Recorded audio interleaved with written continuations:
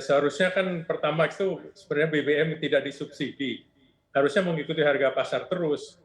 Dan sekarang kenapa semua diatur? Dulu itu tidak diatur, kalau harga pasarnya naik ya kita naikin. Tapi sekarang diatur katanya itu harus minta izin pemerintah dulu. Sekarang udah minta izin pemerintah, mesti minta izin DPR. Jadi ya sekarang kelihatan tambah rumit. Kalau memang harus disesuaikan ya harusnya disesuaikan, Mbak. Gitu. Oke. Tapi kalau misalnya akan disesuaikan menurut Anda di level berapa sih? Karena tadi kan harga keekonomiannya pada Maret ini di kisaran Rp14.000 per liter, kemudian di April juga diprediksi bisa mencapai Rp16.000. Saat ini harganya Rp9.000, Pak. Kalau misal dinaikkan langsung ke Rp16.000 ini mungkin juga bisa menciptakan shock bagi masyarakat. Menurut Anda kira-kira berada di level berapa begitu untuk kenaikannya? Sekarang pesaing Pertamina seperti Shell dan Vivo itu kan sudah sekitar 14.500. Ya, jadi ya menurut saya ya segitulah. Apakah nanti bulan April akan menjadi 16.000? Ya subject to be seen ya. Bagaimana perkembangan harga pasar pada waktu itu nantinya untuk jenis diesel atau solar. Ya. Tapi Oke. memang kalau memang itu akan dinaikkan, ya orang akan pindah, ya akan pindah ke Pertalite gitu. Ya. Meskipun itu kualitasnya lebih rendah, cuman dengan perbedaan harga yang begitu, pengalaman kita sih selalu pindah ya ke komoditas yang ke harga jenis yang lebih murah, ya. Jadi ini nggak Oke. akan pengaruh, yang malah tertekan malah nanti Pertalite-nya. Oke, artinya memang harus diantisipasi ya agar tidak terjadi perpindahan yang cukup signifikan begitu langsung ke Pertalite tentunya. Kemudian tadi berbicara Nggak terkait bisa. dengan kondisi saat ini, Gimana, Pak. gimana? Ya, Ya? berbicara terkait dengan kondisi saat ini disebutkan juga bahwa dengan harga keekonomian saat ini Rp14.000 per liternya, ini Pertamina sudah istilahnya nombok ya Pak hingga Rp20 triliun dan bahkan pada April diprediksi bisa mencapai Rp26 triliun. Menurut Anda seperti apa dengan kondisi seperti ini begitu? Apakah perhitungannya kurang lebih memang sesuai? Perhitungannya menurut saya udah sesuai, orang Pertamina pinter lah udah hitung itu, ya. Dan masalahnya Pertamina ya berat, karena ada utang-utang subsidi yang katanya udah dari 4 tahun yang lalu sampai sekarang juga belum dilunasi. Jadi dari segi cash flow Pertamina akan sulit sekali, ya.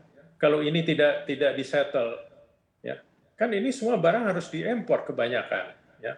Kalau nggak import barang jadinya, kalau diproses di kilang juga minyak mentahnya juga harus import kan. Jadi ya menurut saya penyesuaian ini udah harusnya dilaksanakan. Tapi ya memang kalau tidak dilaksanakan dan juga Pertamina harus membayar subsidinya terus dari finansial internalnya, ya setengah mati Pertamina. Saya kasihan sama Pertamina bekas institusi saya itu. Ya. Oke, artinya kalau misalnya harganya tidak dinaikkan ini bisa semakin memperberat begitu ya kondisi arus kas dari Betul, Pertamina ya Pak? betul, betul sekali. Ya, sekarang aja Pertamina udah menghadapi tekanan yang sangat berat. Ya, kita lihat aja dari juga. Tapi ya kemudian pemerintah juga menghadapi tekanan yang berat karena nanti kalau dinaikkan larinya ke Pertalite, yang juga barangnya kan Pertalite juga katanya saya nggak tahu setelah itu subsidinya berapa, ya. Tapi nanti subsidi ini kan ada kuotanya. Kalau kuotanya udah terlampaui, biasanya pemerintah nggak mau bayar. Tapi kalau nggak mau terlampaui, bagaimana?